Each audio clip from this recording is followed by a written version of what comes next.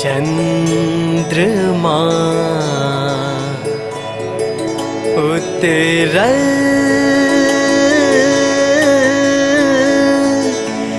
गगन सा चांदनी के सजाओ यो चंद्रमा उतरल गगन सा चांदनी के सजाओ यो चंद्रमा उतरल गगन सा चांदनी के सजाओ यो चंद्रमा उतरल गगन सा।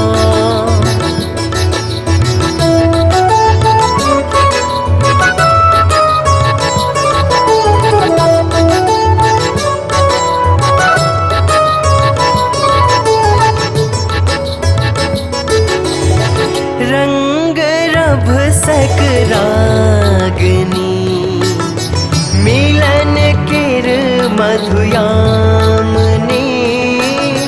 रंग रभ सकरागनी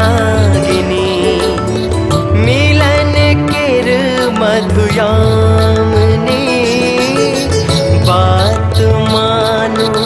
आई भर ले बात मानो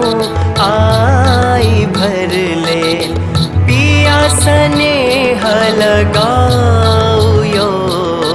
चंद्रमा उतरल गगन सा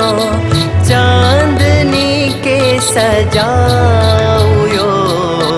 चंद्रमा उतरल गगन सा।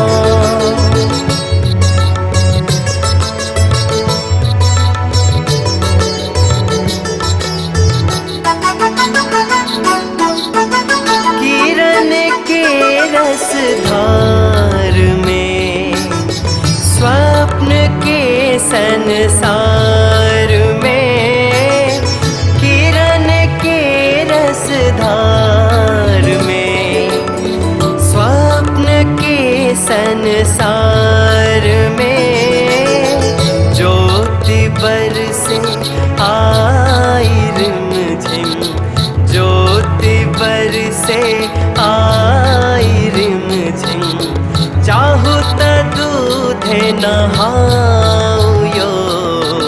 चंद्रमा उतरल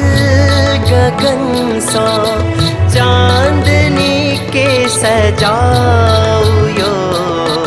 चंद्रमा उतरल गगन सा।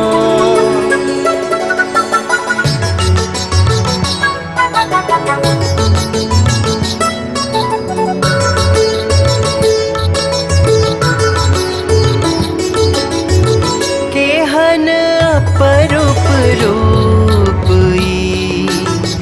अछि श्रृंगार अनूप केहन अपरूप रूप अछि श्रृंगार अनूप खान पान मखान शोभित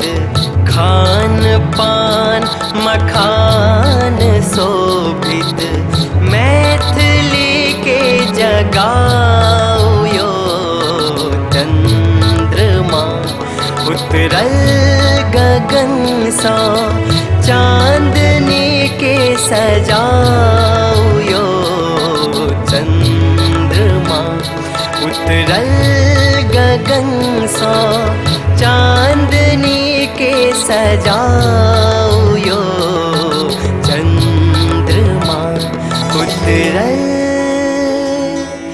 गगन सा।